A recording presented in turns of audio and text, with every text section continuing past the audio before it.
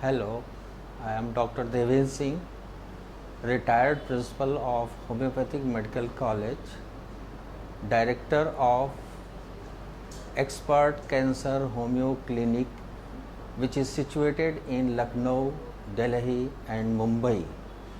ये संस्था असाध्य रोग इनक्योरेबल केसेस के लिए इस्टेब्लिश की गई 40 वर्ष पहले, और यहाँ पर इनक्योरेबल केसेस जैसे cancer, kidney failure, aplastic anaemia, infertility, hepatitis B, C का समुचित उपचार होता है। आज मैं यहाँ पर होम्योपैथिक मेडिसिन्स के रोल किडनी फेलियर के बारे में पूरी तरह से डिस्कस करना चाहता हूँ। जैसा आप जानते ही हैं कि यदि शरीर में 5 लीटर ब्लड होता है तो टोटल अमाउंट का 1/5 ऑफ दी ब्लड यानी 1 लीटर ब्लड दोनों किडनी 500 ml राइट में, 500 ml लेफ्ट में प्योरीफिकेशन के पर्पस से जाता है, जहाँ पर वो चीज़ें जैसे क्रिएटिनिन है, यूरिया है और भी जो तत्व जो शरीर के लिए नुकसानदेह होते हैं वो एक्सक्रीट आउट हो जाते हैं और ब्लड में नहीं आते हैं। किडनी फेल क्या है? जब सामान्य रूप से दोनों गुर्दे काम करना कम कर दें या बंद कर दें तो उस कंडीशन में blood level sodium, potassium, phosphorus, haemoglobin, urea और क्रिएटिनिन लेवल में ड्रास्टिक चेंज आते हैं, जिसकी वजह से किडनी काम करना कम करता है या बंद करता है, उसको किडनी फेल कहते हैं। Reasons of kidney failure. Number 1, genetically देखा गया है कि गुर्दे का जो साइज़ है वो पैदा होने के बाद छोटा होता है और जैसे जैसे एज एडवांस होती है इसका साइज़ बढ़ता जाता है। 5 to 10% केसेस में, किडनी फेलियर के केसेस में, यदि किडनी का साइज़ एज के साइज़ के से मुकाबले न बढ़े तो वो छोटा रह जाता है। अल्टीमेटली किडनी के ऊपर लोड ज़्यादा पड़ता है और वो किडनी फेलियर की तरफ बढ़ता है। किडनी फेलियर का सबसे बड़ा रीज़न है डायबिटीज़ मेलाइटिस। ऐसा प्रायः देखा गया है कि जैसे जैसे डायबिटीज़ बढ़ती है साथ में एसोसिएट करती है हाई ब्लड प्रेशर से, और इन दोनों की जब मेडिसिन चलती है तो कॉम्प्लिकेशन अराइज हो गए।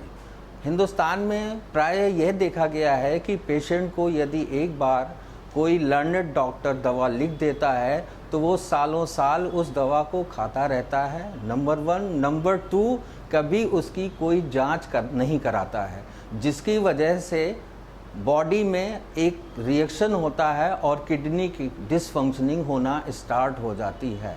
तो the diabetes is one of the most common factor for the responsible of kidney failure या फेल गुर्दा।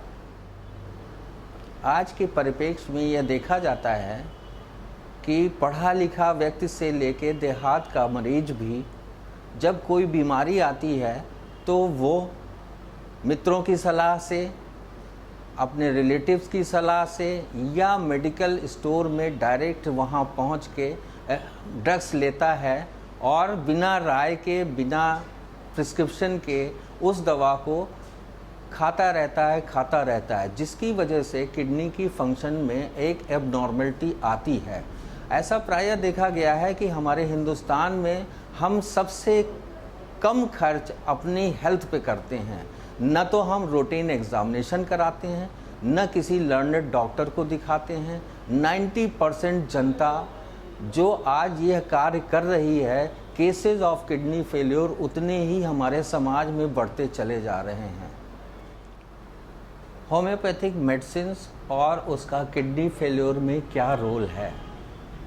हम लोग देखते हैं कि जिस वजह से किडनी फेलियर हुआ है, चाहे वो रॉन्ग मेडिसिन लेने से, बहुत प्रोलॉन्ग मेडिसिन लेने से या कोई भी इमरजेंसी में ऐसी ड्रग दी गई जिसकी वजह से किडनी फेल होता है, एक्यूट रीनल फेलियर होता है, उस के साइड इफ़ेक्ट्स को हमारी होम्योपैथिक मेडिसिन्स कैपेबल हैं दूर करने में। किडनी में जो चेंज आता है सेलुलर लेवल पे, उसको होम्योपैथिक मेडिसिन से हम जो डिरेंजमेंट हुआ है, क्रॉस पैथोलॉजिकल चेंजेस हुए हैं, उसको हम फिर से इरिवर्सिबल कंडीशन को रिवर्सिबल करने में सक्षम हैं। हमारी होम्योपैथिक मेडिसिन यदि किडनी फेलियर पेशेंट को दी जाती हैं तो वो धीरे धीरे serum urea, serum creatinine, sodium, potassium, phosphorus, haemoglobin के लेवल को नॉर्मल करने की कोशिश करता है। नंबर 2, वह जो भी चेंजेस आए हैं उसमें उसको दूर करने की कोशिश करता है। यदि पेशेंट डायलिसिस पे है तो डायलिसिस के बाद जब कम हो जाता है यूरिया और क्रिएटिनिन तो उसको कोशिश करता है कि वो फिर से न बढ़ने दे। तो इसके मतलब ये है कि होम्योपैथिक मेडिसिन्स डायलिसिस को कम करती है। यदि डायलिसिस शुरू हो गई है, यदि डायलिसिस नहीं शुरू हुई है तो वो उसको न शुरू होने में भी मदद करती है। मैं आपको फिर से ध्यान दिला दूं कि होम्योपैथिक के पास ट्रिमेंडस पावर है कि वो सोडियम पोटेशियम लेवल को, ग्रॉस पैथोलॉजिकल लेवल को और यूरिया क्रिएटिनिन लेवल को मेंटेन करती है। यह एक बहुत अच्छी बात है कि होम्योपैथिक मेडिसिन्स के सिर्फ इफ़ेक्ट्स होते हैं, कोई साइड इफ़ेक्ट्स नहीं होते हैं। इसलिए हम लोग आँख मूंद कर अपनी दवाओं पे विश्वास करके किडनी फेलियर को पेशेंट को दवा देते हैं और रिज़ल्ट लेते हैं। होम्योपैथिक मेडिसिन किसी अन्य दवाओं के साथ भी किडनी पेशेंट को दी जा सकती है। इसमें कोई भी आपस में दुश्मनी नहीं है। किसी अन्य पैथी की दवा का लाइन ऑफ एक्शन दूसरा होता है और होम्योपैथिक मेडिसिन्स का लाइन ऑफ एक्शन दूसरा होता है। एक एक मिलके 11 होता है। जैसे जैसे मरीज़ ठीक होता है वैसे वैसे और दवाएं धीरे धीरे कम होती हैं और फिर बंद हो जाती हैं और मरीज़ पूर्णतः स्वस्थ हो जाता है। मैंने मेडिकल कॉलेज में और क्लिनिक में पिछले 40 साल में होम्योपैथिक मेडिसिन्स का किडनी फेलियर के ऊपर बहुत अच्छा रोल देखा है।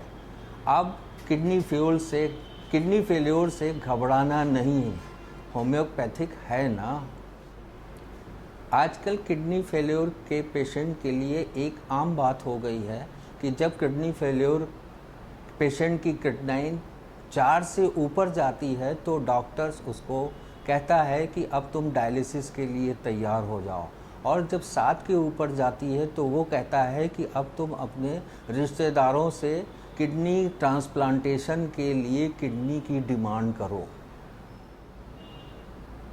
मुझे आशा ही नहीं पूर्ण विश्वास है कि इस परिप्रेक्ष्य में किडनी फेलियर के पेशेंट के लिए होम्योपैथिक एक नई आशा की किरण लेके आई है, और इस नॉलेज को आप जितने जगह फैला सकें फैलाएं, और पेशेंट लाभान्वित होगा, ज़रूर होगा और ज़रूर होगा। इसी शब्द के साथ मैं यह किडनी फेलियर का चैप्टर और होम्योपैथिक ट्रीटमेंट का बंद करता हूँ।